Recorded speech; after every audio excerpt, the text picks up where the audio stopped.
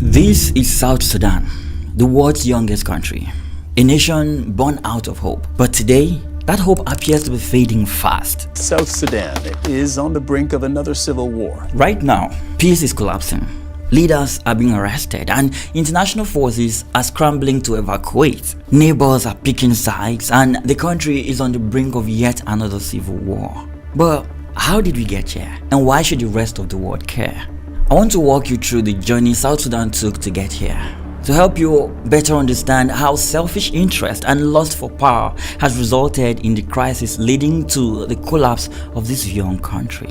We're a tyrant in Juba who should be removed. It all began in 1956, and with the British, of course. Britain and Egypt had just relinquished their colonial control over Sudan, leading to the formation of the newly independent Republic of Sudan. But right from before independence, the North and South have been seeing tension rising between them.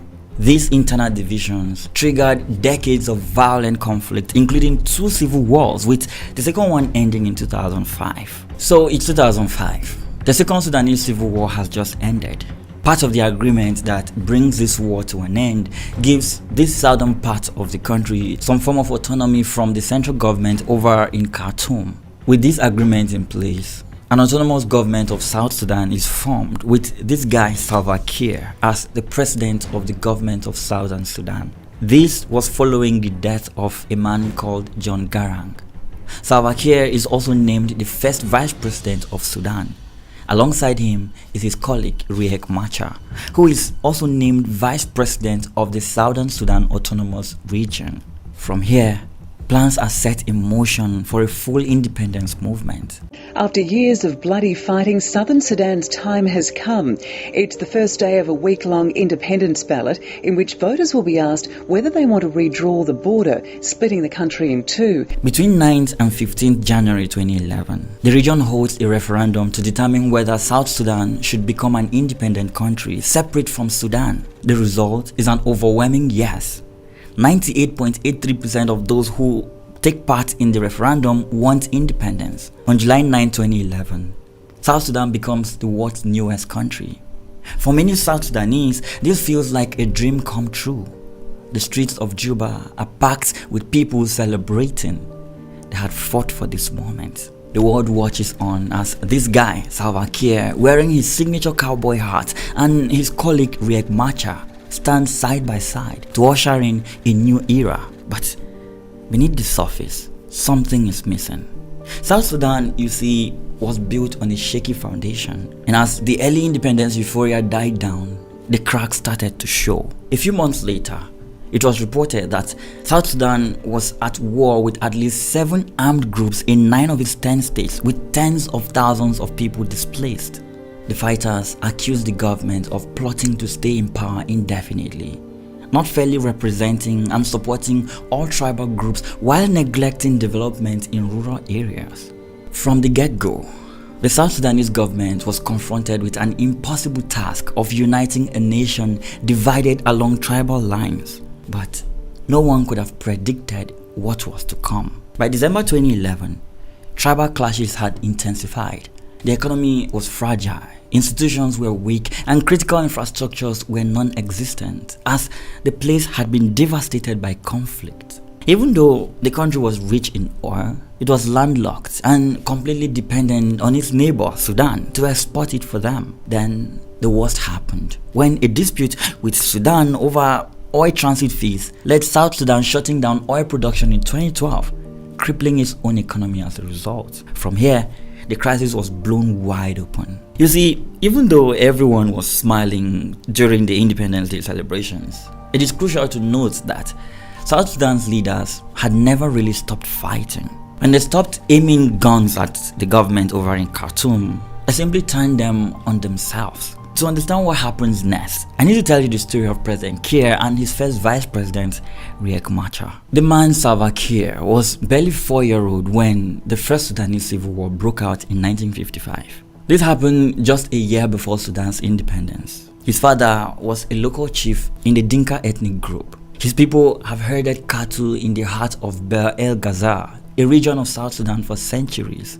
And this was where he grew up, amidst echoes of war with the central government in Khartoum. Kiir, barely a child, saw soldiers march through his village. He saw chaos, hunger, and fear. The war defined his entire teenage years. By the late 1960s, Kiir, still a teenager, decided to take part in this struggle. He joined the Anyanya, the Southern rebel movement, fighting in the first civil war. This was a pivotal moment for him. But while Kiir joined the rebel force to fight in the Sudanese civil war, Riek Machar, who was born just 2 years after Salva Kiir in a small town in what is today Unity State, South Sudan, would take an entirely different path. Machar's father was also a local chief, but in the newer ethnic group. As the first civil war neared its end, Machar found his way to Khartoum, from where he traveled abroad to the UK for studies at the University of Bradford. Back in Sudan, the civil war was still raging. Kiir and his Anyanya rebels had taken to the bush at this point, fighting brutally against the government in guerrilla warfare that led to the death of many of his comrades. By the time the war ended with the Addis Ababa Agreement in 1972, granting the South a degree of autonomy, Kiir, like many young fighters, did not fully trust the peace process. He quietly remained connected to military networks, suspicious of Khartoum's promises. And just a few years later, his skepticism would prove prophetic. Having obtained a PhD in mechanical engineering in 1984, Riek Machar was ready to return home. A newer son returning from the West with a doctorate. That alone gave him immense status back home. But status, you see, wasn't enough, as Sudan was about to erupt yet again.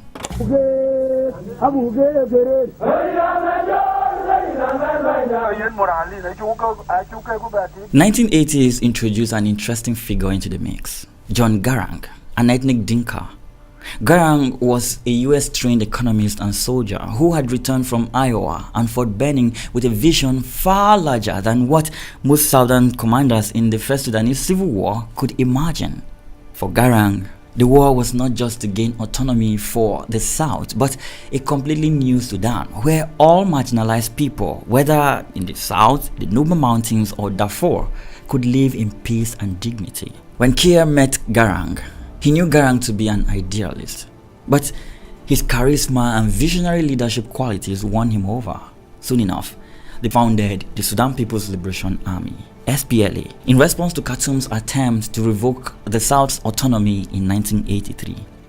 But the relationship between Garang and Kiir was a complex one.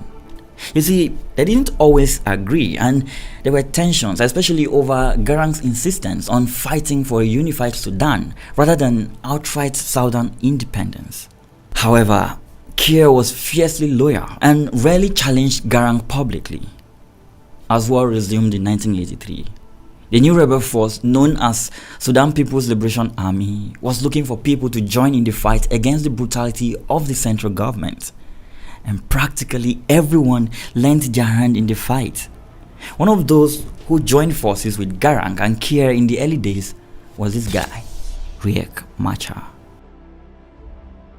He wasn't just a soldier. He was educated, strategic, and immediately became one of Garang's key commanders.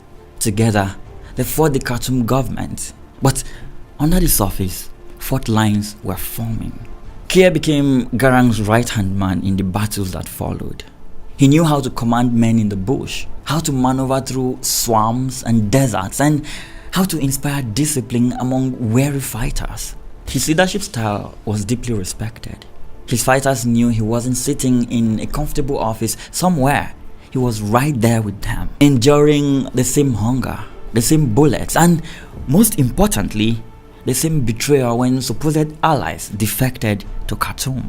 You see, in the early 90s, a rift beyond just politics was beginning to emerge within the SPLA group. Though officially multi-ethnic, the SPLA had a heavy Dinka dominance, both in leadership and the ordinary enlisted personnel. Both Garang and Kiir that were in the forefront of decision-making were ethnic Dinka. Machar and other commanders felt marginalized and accused Garang of running the SPLA like a personal territory. But it wasn't just about ethnicity now. Machar, just like Kiir before him, fundamentally disagreed with Garang's New Sudan project. For Machar, outright independence for the South and not unity with the North should be the only goal. This ideological divide, coupled with personal ambition, ethnic tension, and Garang's perceived authoritarian leadership style, led to an explosive moment within the group.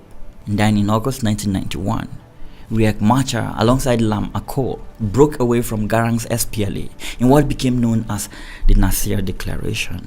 But watch what they did next. Machar and his new allies accused Garang of dictatorship and declared their commitment to South Sudan's independence. However, they didn't just break the unity in the group. This division soon ignited one of the most devastating episodes of the Civil War. The growing tensions soon led to the Bor massacre, where Machar and his forces, largely of the Nuer ethnic group, attacked Bor, a Dinka town believed to be Garang's home area. Thousands of civilians were killed.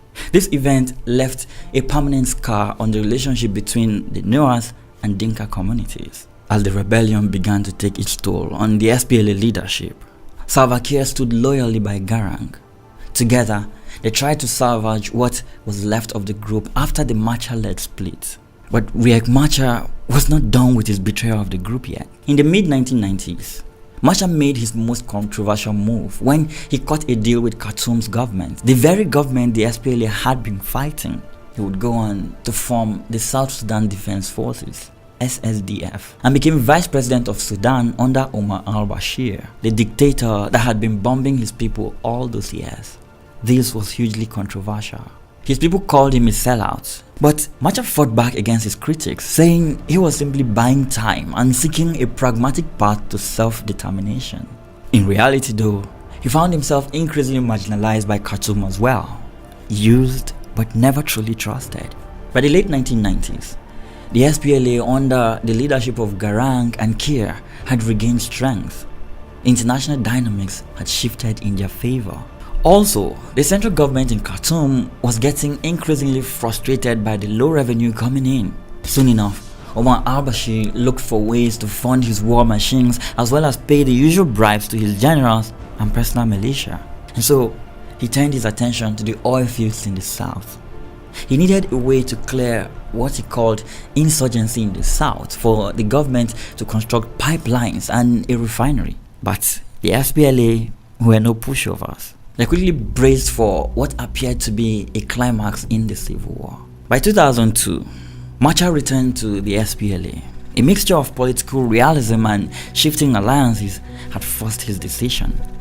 However, Garang, recognizing Machar's military strength and influence, especially among the Nuer community, welcomed him back. After 3 more brutal years of fighting, the Comprehensive Peace Agreement, known as CPA, was signed in 2005, bringing an end to the Second Sudanese Civil War.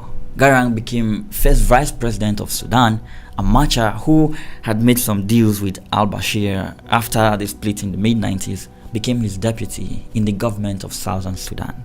Finally, it looked like these old rivals were destined to be the architects of South Sudan's future. But then, fate intervened, and in the most horrific manner.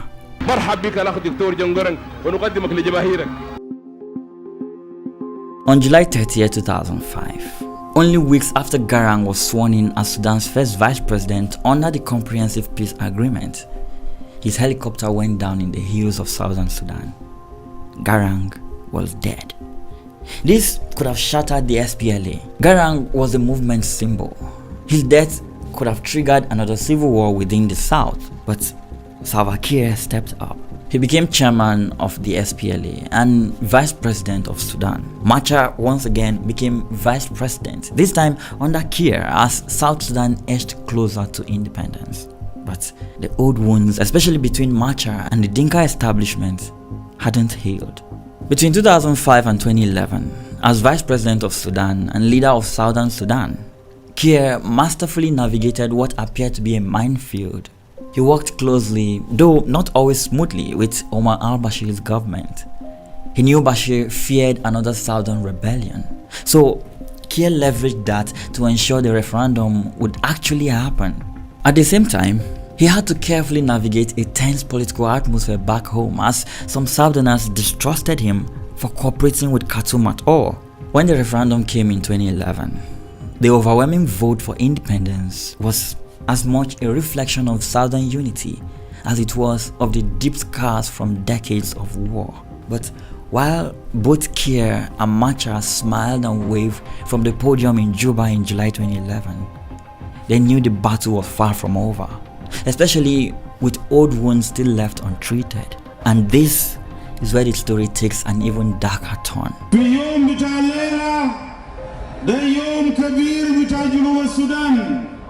After independence, Kiir inherited a fragile state with no real institutions, a traumatized population, and a force that had never truly transitioned from guerrilla movement to national army. Soon enough, tensions with his former comrade Riek Machar, now his vice president, escalated. In December 2013, a political rift in the ruling party turned violent when President Kiir accused Machar of trying to overthrow him. Gunfire soon broke out in Juba between factions of the army loyal to each man. What started as a political dispute rapidly exploded into a brutal civil war along ethnic lines. Kiir's Dinka-dominated forces turned on Machar's newer people, and the violence quickly spread across the country. The war was horrific. Both sides committed atrocities. Soldiers targeted civilians based on ethnicities, and massacres were reported in Juba and beyond. By early 2014, rebel forces, that is the SPLA in opposition, and government troops were engaged in brutal battles across several states. The conflict's toll was horrific. Hundreds of thousands were killed over the next 5 years, and nearly 4 million people, which is a third of the population, were uprooted from their homes. Hopes that oil wealth would bring prosperity were dashed by what the UN would later call a man-made catastrophe. The oil fields are a target because he is buying more arms, more ammunition. He's doing more corruption by exploiting our resources. As the fighting escalated, other countries became involved. Regional mediators from the Intergovernmental Authority on Development pushed for a truce as violence and atrocities mounted. Uganda intervened militarily in early 2014 to show up Kiir's government, with President Yoweri Museveni's troops helping fight rebels near Juba and in the strategic town of Boa, a place which was attacked by Machar in the mid-90s. But despite ceasefire deals on paper, fighting continued. At this point, the world had to step in. The United States, which had been a major supporter of South Sudan's independence, imposed sanctions on the leaders. China, which had deep investments in South Sudan's oil, deployed peacekeepers. Ugandan troops continued to help Kiir in his fight to retain control. Kenya and Ethiopia tried to mediate peace. The UN set up one of its largest peacekeeping missions. By 2015, this intense international pressure seemed to prevail. Kiir and Machar finally signed the agreement on the resolution of the conflict. With the agreement signed, Machar returned to Juba in 2016 to form a unity government as vice president, but the peace was short-lived. In 2016, another round of violence erupted in Juba, forcing Machar to flee yet again. Hundreds of people, including UN peacekeepers, were killed in this renewed violence. The collapse of the 2015 deal plunged South Sudan back into war. By now, the humanitarian crisis was overwhelming. In early 2017, the UN declared a famine in parts of South Sudan with 100,000 people facing starvation and 1 million more on the brink. At this point, an estimated 400,000 people had died in this conflict. In 2017 and 2018, a series of ceasefires were negotiated and subsequently violated between the two sides and other factions. After nearly 5 years of civil war, Kiir and Machar entered negotiations mediated by Uganda and Sudan in June 2018. Later that month, they signed the Khartoum Declaration of Agreement, which included a ceasefire and a commitment to negotiate a power-sharing agreement to end the conflict.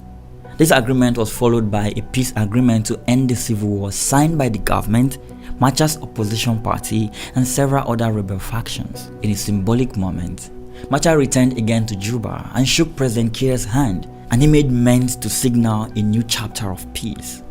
However, trust was low and many armed groups remained outside the agreement. While the permanent ceasefire largely held, local violence persisted. In February 2020, a transitional government of national unity was finally formed, with Kiir as president and Machar as first vice president, alongside several other vice presidents. This unity government marked a hopeful step towards stability. Refugees slowly began to trickle home, and some displaced families left UN protection camps. But South Sudanese leaders continued to drag their feet when it came to implementation of the peace deal. Plans to unify the army and militias into a national force continued to stall, as did the creation of a new constitution and accountability for war crimes. Communal violence flared in parts of the country as local feuds and rogue commanders feared insecurity. Meanwhile, the economy remained in shambles. Oil production had fallen and global oil prices were low, leading to a cash crunch. And to make matters worse, South Sudan faced severe natural disasters in 2020 and 2021 as floods submerged entire villages in consecutive years. By 2022, 2 million people remained refugees abroad and millions more were internally displaced or dependent on food aid. Yet, there was no stability in the country's leadership to address the problems facing the people. The transitional period was meant to lead to national elections after about 3 years, but little progress was made on key prerequisites. Citing incomplete reforms and insecurity, the unity government extended the transitional period by 2 more years in 2022, postponing elections that had been slated for 2023. As the leaders continued to delay the transition, tension was beginning to build again. Despite a ceasefire at the national level, violence persisted in pockets of the country, from deadly cattle raids and ethnic conflicts to clashes with holdout rebel groups. Soon enough, another conflict broke out in 2023, this time in Sudan between these two generals. Hundreds of civilians have been killed. More than 6.5 million people have left their homes. South Sudan became collateral damage in this new war, as fighting there disrupted the oil pipeline that South Sudan relies on, causing a shutdown of oil exports and a sharp economic contraction. Things continued to move from bad to worse for this new nation, almost like it was never meant to be. Then came 2025 and everything is beginning to unravel yet again. The announcement that President Kiir had dismissed his deputy, along with the entire cabinet, came as a surprise. Clashes between the South Sudan army and militia with ties to the Vice President Machar's party were first reported in January in western Equatorial State, but things have since intensified. On February 14th, intense fighting erupted between the South Sudanese army and an armed youth offshoot of the White Army, a militia affiliated with the opposition in Upper Nile State. This crisis worsened when, on March 4th, the militia reportedly overran an army base in Nasir, a major town near the Ethiopian border in Upper Nile. Several opposition leaders and allies of first Vice President Machar were arrested the following day, and Machar's house was surrounded by army forces, effectively placing him under house arrest. But this provocation, you see, was not from one party. President Kiir recently dismissed several key government officials in February as part of what he called a cabinet reshuffle. Some of these dismissals were viewed by Riek Machar as violating the 2018 peace agreement. And not long after this disagreement, violence broke out in western Bahr al-Ghazal in protest to these changes. President Kiir had also ordered the redeployment of forces in some areas, leading to violence in regions such as Nasir in Upper Nile. Unfortunately, a United Nations helicopter attempting to rescue soldiers from the area was attacked and a UN crew member and South Sudanese general were killed. This attack was immediately traced to this group called the White Army, from the same ethnic Nuer community as Machar. This has led to suspicions that Vice President Machar may have had knowledge of this.